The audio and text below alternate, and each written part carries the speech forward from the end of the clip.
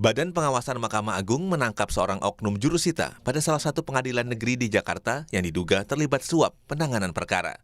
Tersangka terjaring dalam operasi tangkap tangan hasil investigasi Satuan Tugas Mysterious Shopper yang dibentuk Badan Pengawasan Mahkamah Agung.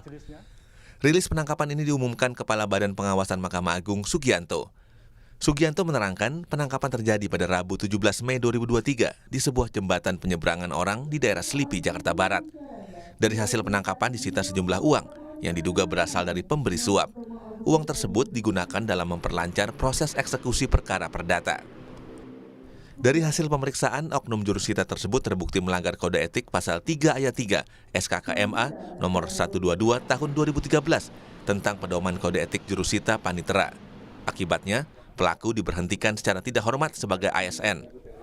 Sementara dari hasil pengembangan, Badan Pengawasan menetapkan tambahan tersangka, yaitu atasan dari jurusita tersebut.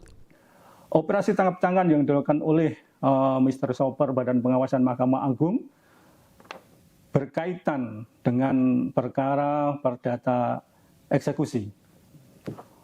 Bahwa setelah dilakukan penangkapan, oknum tersebut kemudian dilakukan pemeriksaan di Badan Pengawasan dengan memanggil juga pihak-pihak terkait untuk memastikan apakah pihak-pihak terkait tersebut terlibat pemberhentian dengan hormat tidak atas permintaan sendiri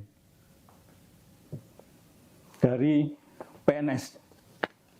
Dan kepada atasan langsungnya ternyata terlibat juga, maka kepada yang bersangkutan juga dibebaskan dari jabatannya. Karena Satgas Mysterious Shopper merupakan satuan kerja khusus yang dibentuk oleh Ketua Mahkamah Agung M. Syarifuddin, di mana anggotanya berasal dari Badan Pengawasan Mahkamah Agung. Mysterious Shopper bertugas melaporkan dan menindak aksi pungli, suap, dan korupsi di Mahkamah Agung dan badan peradilan di bawahnya. Upaya lain MA untuk menciptakan lingkup peradilan yang bersih dan berintegritas lewat peran Badan Pengawasan MA adalah dengan penerapan Sistem Manajemen Anti Penyuapan atau SMAP yang sudah tersusun di sejumlah pengadilan di Indonesia. Tim Liputan Kompas TV Jakarta.